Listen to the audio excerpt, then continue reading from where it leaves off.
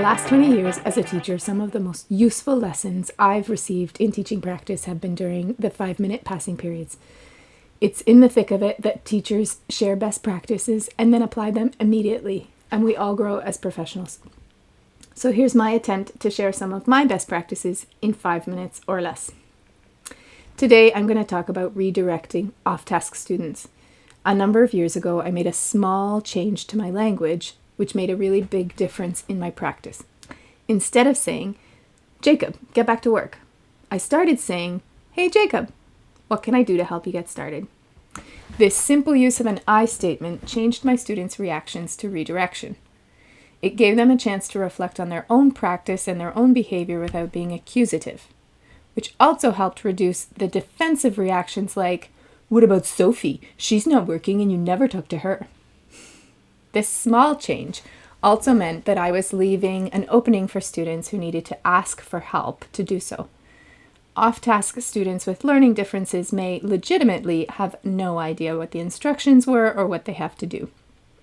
They may just need some simple clarification. By asking what I can do to help, I am offering support to all students. Let's get real. Most of them are just off-task, distracted, not doing their work. But I don't always know the difference, and many needs and disabilities are invisible. They also change from day to day. A student may be struggling with a difficult home situation or a new mental health challenge, and no matter how much I try to build relationships with students, I can't know what is going on in each day of their lives. This way, I'm simply not making assumptions, which leads me to the risk of teaching to my own biases about kids. To research for this video, I read a great review of literature from 2018. The citation is in the comments below if you're interested. This review showed the effects of teacher bias and expectations on the amount of eye contact or smiling a teacher gave to a particular student, the amount of support, and they also found widespread evidence of racial bias in classrooms.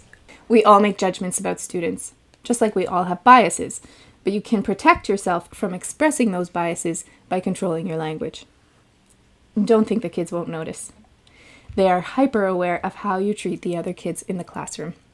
One study in 2017 found that 61% of teachers agreed that there was a teacher's pet in the classroom, while 85% of the students in those same classrooms identified a pet.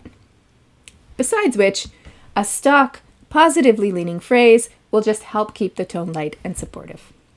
On the days that are long, when you haven't slept enough, you haven't gotten your coffee or your exercise, a phrase like, "What can I do to help you?" is gonna just hold less of your frustration. You just can't say that phrase in anger.